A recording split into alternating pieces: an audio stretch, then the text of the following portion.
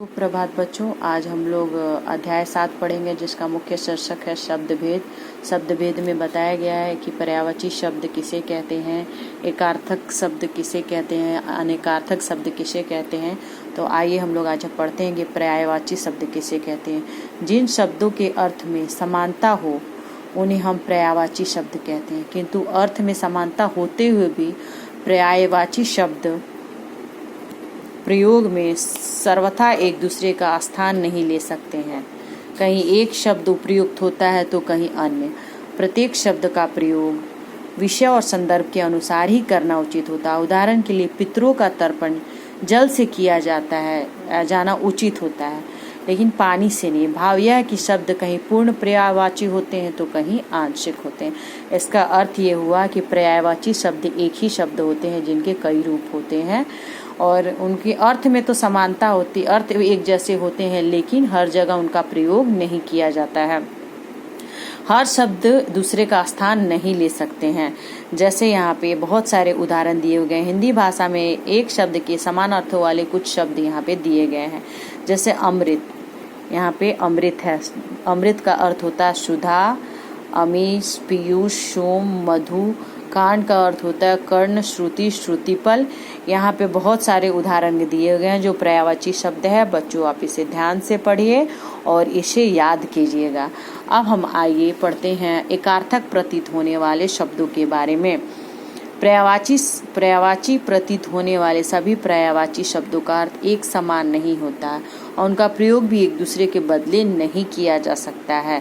जैसे छाया और परछाई एक दूसरे के पर्यायवाची तो हैं, परंतु छाया के स्थान पर परछाई का प्रयोग नहीं हो सकता है और प्रयोग करना भी उचित नहीं है। इसी प्रकार अधिकांश पर्यायवाची शब्द एकार्थक न होकर मिलते जुलते अर्थ वाले बताए जाते हैं, यानी एक अर्थ जिनके नहीं होते हैं वो पर्यायवाची शब्द कहलाते हैं। जिनके एकार्थक का अर्थ होता है अधिकांश पर्यायवाची शब्द एकार्थक न होकर मिलते जुलते शब्द वाले प्रतीत हो, यानी एक दूसरे से मिलते जुलते हैं, वैसे शब्द को हम एकार्थी शब्द कहते हैं। यहाँ भी इसके बारे में बहुत सारे उदाहरण दिए गए हैं। जैसे अवस्था, जीवन का एक भाग, और दशा और हालत।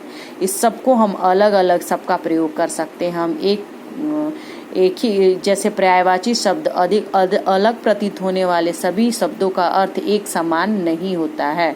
उसी प्रकार हम सब जगह एक शब्द का प्रयोग नहीं कर सकते हैं। इसके बारे में और भी बहुत सारे उदाहरण दिए गए हैं। बच्चों, अब आगे हम पढ़ते हैं अनेकार्थी शब्द के बारे में। प्रयोग के अनुसार विभिन्न परिस्थितियों में भिन्न भिन्न अर्थ देने वाले अनेकार्थी शब्द कहलाते हैं। यानी कि प्रयोग के अनुसार विभिन्न परिस्थितियों में जैसे जैसे अलग अलग परिस्थितियां होती हैं वैसे वैसे भिन्न अर्थ होते हैं, उन्हें हम अनेकार्थी शब्द कहते हैं। एक अर्थ के अनेक शब्द होते हैं। जैसे फल का मतलब परिणाम, पेड़ का फल, भाले की नोक। ये प्रयोग अलग अलग एक अर्थ के कई शब्द अर्थ निकलते हैं। बच्चों की मेहनत का फल मिल गया। ताजे फल स्वास्थ्य और के लिए वर्धक होते हैं। इन भाले का फल बहुत नुकीला है। इसके बारे में उदाहरण में दिया गया। अक्षर का अर्थ होता है नष्ट न होने वाला। वर्ण, ईश्वर, शिव, ब्रह्मा। अंबर का अर्थ होता आकाश, वस्त्र, कपास। इस तरह यहाँ पे बहुत सारे उदाहरण दिए गए हैं। आगे हम पढ़ते हैं अनेक शब्दों, वाक्यांशों के लिए एक शब्द।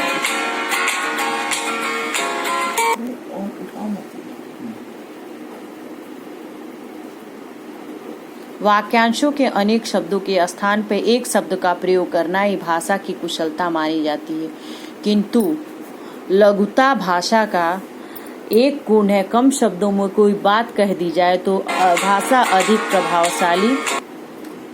अधिक प्रभावकारी हो जाती है। जैसे अंतरिक्ष, धरती और आकाश के बीच का स्थान। गगनचुंबी, आकाश को चूमने वाला। पुस्तकालय, जहाँ पढ़ने के लिए पुस्तकें लिखी जाती, यानी जहाँ वाक्यांशों के लिए अनेक शब्दों के स्थान पे एक शब्द का प्रयोग किया जाता है। भाषा की कुशलता वहाँ पर मानी जाती है। यानी बहुत सारे शब्दों के लिए एक स्थान का प्रयोग, एक शब्द का प्रयोग किया जाता है, उसे हम क्या कहते हैं, अनेक शब्दों यानी वाक्यांश उसको कहते हैं। जैसे कि यहाँ पे बहुत सारे बच्चों उदाहरण दिया गया है। अंडे से जन्म लेने वाला अंडज कहलाता है, जिसके पार देखा जा सके वो पारदर्शी कहलाता है।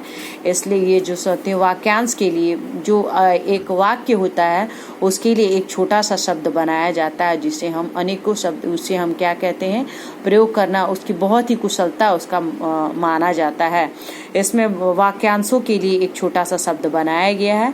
इसमें बहुत सारे उदाहरण भी दिए गए हैं बच्चों। जिसके नीचे रेखा खींची गई उसे हम क्या कहते हैं, रेखांकित कहते हैं। जहाँ पहुँचना सरल हो उसे हम क्या बोलते हैं, सुगम। जो रास्ता सुगम होता है उसको हम क्या बोलते हैं, जहाँ पहुँचना बहुत ही सरल होता है उसे हम सुगम कहते हैं। और जहाँ पहुँचना बहुत ही कठिन होता है उसे हम दुर्गम कहते हैं। इस प्रकार बच्चों यहाँ पे बहुत सारे उदाहरण दिए गए हैं। बच्चों इसे आप ध्यान से पढ़ें और इसे भी याद करें। इसके बाद से है विलोम शब्द। विलोम शब्द है किसी शब्द का विपरीत या उल्टा अर्थ देने वाले शब्द को हम विलोम या विपरीतार्थक या विरुद्धार्थी शब्द कहते हैं। जैसे स्वस्थ का अस्वस्थ, सबल का निर्मल, राजा का रंग, यानी ये बिल्कुल उल्टे शब्द होते हैं, जिन्हें हम विलोम या विपरीतार्थक शब्द भी कहते हैं। इस पंक्ति को पढ़ो। हानि लाभ, जीवन मरण, यश अपयश, विधि हाथ, यानी हानि का विलोम लाभ, जीवन का विलोम मरण और यश का विलोम अपयश होता है। इसमें यानी कोई भी शब्द होता है, जैसे राजा करेंगे, यहाँ बहुत सारे विलोम शब्द दिए गए हैं। बच्चों आप इसे ध्यान से देखें और पढ़ें। मैं यह अध्याय यहीं समाप्त करती हूँ। धन्यवाद।